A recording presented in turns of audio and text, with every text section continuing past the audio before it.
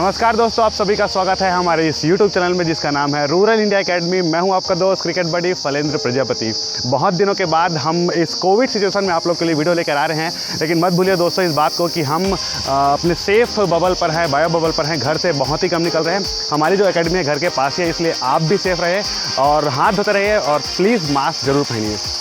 तो दोस्तों आज का हमने टॉपिक रखा है how to increase your pace, और आपको बॉलिंग में टेक्निक्स क्या क्या चीज़ें होती हैं उसके बारे में जानना है, क्योंकि बहुत से जो क्रिकेटर होते हैं, बिगिनर क्रिकेटर होते हैं, उनको बॉलिंग बेसिक्स के बारे में पता ही नहीं होता। और ये देखने को आया है कि बहुत से लोग ऐसे होते हैं जो कि बॉलर बनना ही नहीं चाहते। तो मैं आपको बता दूं दोस्तों, बॉलिंग करने की जो कला है वो सबसे अच्छी कला होती है। आप लोग यदि इसके टेक्निक्स के बारे में जान गए, यदि इसके छोटी छोटी अलाइनमेंट के बारे में जान गए, तो आप निश्चित तौर पर बॉलर बन सकते हैं। आसानी से आप इसमें सक्सेस प्राप्त कर सकते हैं। So let's start. तो दोस्तों जिस प्रकार से हम बात करते हैं डेंजर एरिया की, बहुत से कमेंटेटर ने आप लोगों ने सुना होगा टीवी में बात करते हैं कि डेंजर एरिया क्या होता है। तो मैं आपको बता दूं कि डेंजर एरिया वो एरिया होता है जो स्टंप की सीधे लाइन में होती है। यदि आप बॉलिंग करते हुए स्टंप के लाइन पे जा रहे हैं, यदि आप स्टंप के लाइन पे अपना पैर रख रहे हैं, चाहे आप बैक फुट रखें चाहे आप फ्रंट फुट रखें, इसी को हम लोग बोलते हैं डेंजर एरिया। इस डेंजर एरिया में पैर जो है वो बिल्कुल भी नहीं आना चाहिए। तो रिमेंबर दैट, इस बात को हमेशा याद रखिए कि आपका जो फुट जो लैंडिंग होगा, चाहे वो फ्रंट फुट हो चाहे वो बैक फुट लैंडिंग के बारे में हो, आपका जितना ही अच्छा होगा वही आपको बचाएगा डेंजर एरिया में जाने से।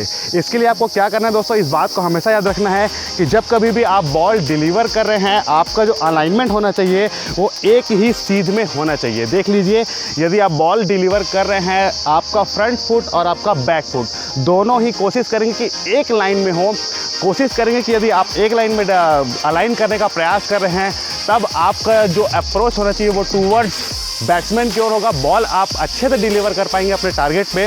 इस बात को हमेशा याद रखिए कि आपका जो फ्रंट फुट का जो पैर है वो फाइन लेग की दिशा में बिल्कुल भी नहीं जाना चाहिए।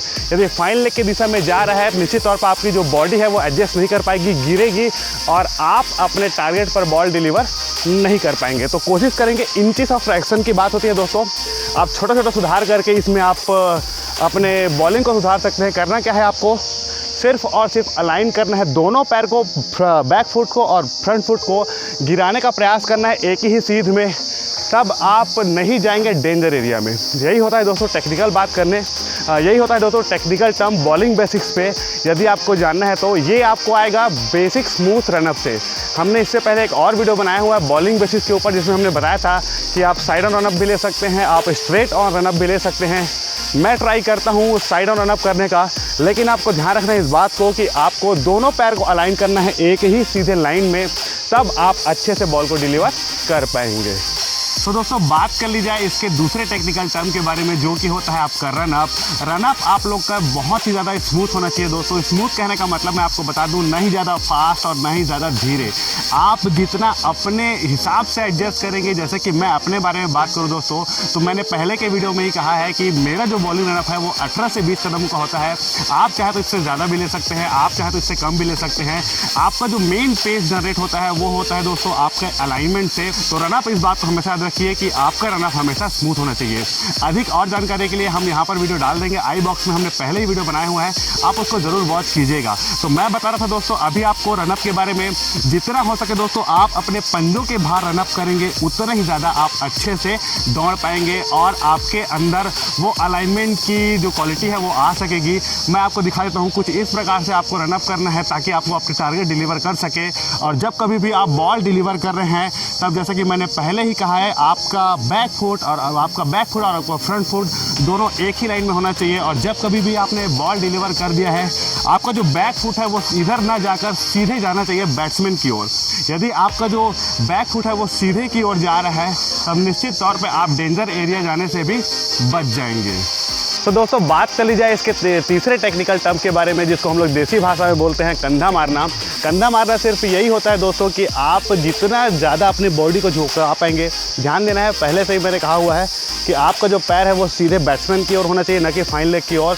और आप जितना अच्छे से आप अपनी बॉडी को झुकाएंगे, उतना ही ज़्यादा आप पेस जनरेट कर पाएंगे। जितना आप तेज़ आर्म स्पीड घुमाएंगे बॉलिंग डिलीवर करते वक्त, ध्यान रखें इस बात को दोस्तों कि आपको सिर्फ और सिर्फ कंधे पर जोर लगाना है, दौड़ने पर जोर नहीं लगाना है। सो दोस्तों, होप करता हूँ कि आपको आज का लेसन आपको समझ में आया होगा। यदि समझ में आया होगा तो प्लीज़ लाइक ज़रूर करिएगा, साथ ही साथ अपने दोस्तों में इसको शेयर भी करिएगा।